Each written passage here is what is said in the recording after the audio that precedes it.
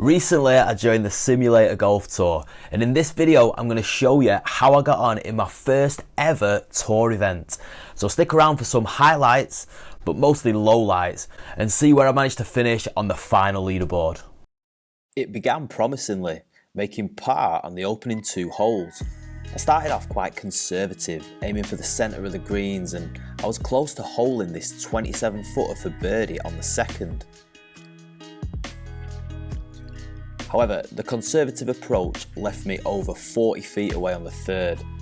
That putt sailed through the gimme zone, and the return putt lipped out for my first 3-putt bogey of the round.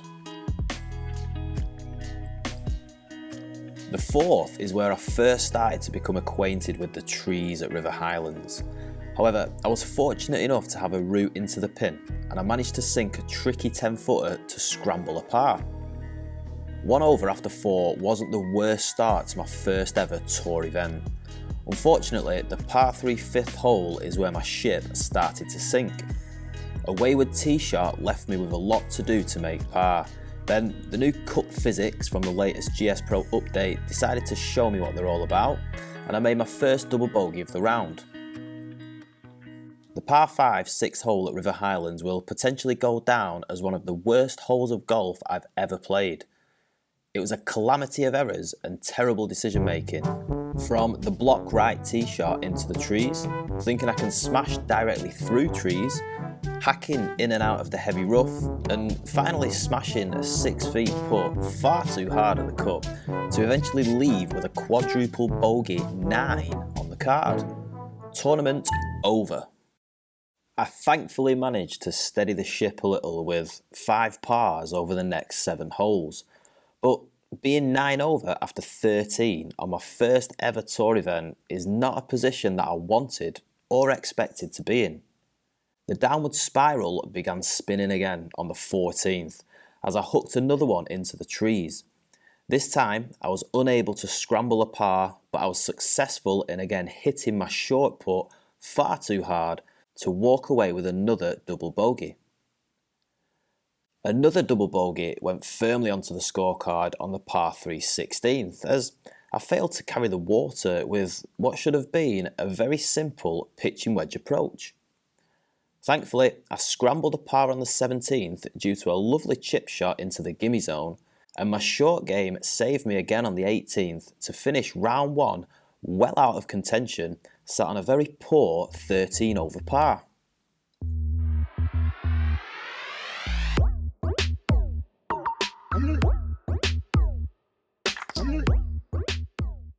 Being the final round, as you can probably imagine, the course was set out a little tougher than in round 1, with trickier pin positions and faster greens. Not that I found the first round's pin positions to be easy, because I felt like they were tucked away enough. I didn't think it could get much worse in round 2, but I continued pretty much where I left off with back-to-back bogeys, with hole 2 being a prime example of the tricky pin positions and fast greens. I even managed to de-green a 10-foot birdie putt.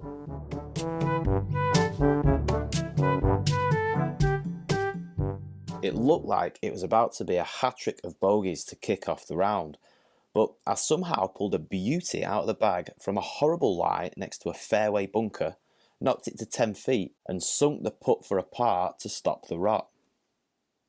After that, it was a case of scrambling around to save as many shots as possible over the next 6 holes.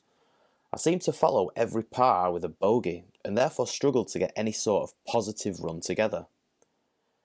I hit a beautiful tee shot to 10 feet on the long par 3 8th, and now was my chance for my first birdie of the tournament so far. If I could nail this, then my fortunes would completely turn around, but it was a pathetic attempt. On the 9th, I had another look in for birdie from the fringe. The putt narrowly missed, then it didn't stop rolling, until it eventually settled further away from the hole than it initially started. And then the par attempt was absolutely ridiculous, doing pretty much a full 360 degrees around the hole, highlighting how ridiculous these Saturday pin positions are on this course. Sometimes I do wonder why I leave these shocking efforts in the edit of these videos. I hope it provides you guys with some sort of comedy value, because it didn't to me at the time. 5 over on the front 9 wasn't horrific. It was better than the 8 over in round 1, so the way I saw it was I'm making progress. That wasn't until the back 9 started. I didn't think it could get much worse than the quadruple bogey 9 in round 1, but apparently it could.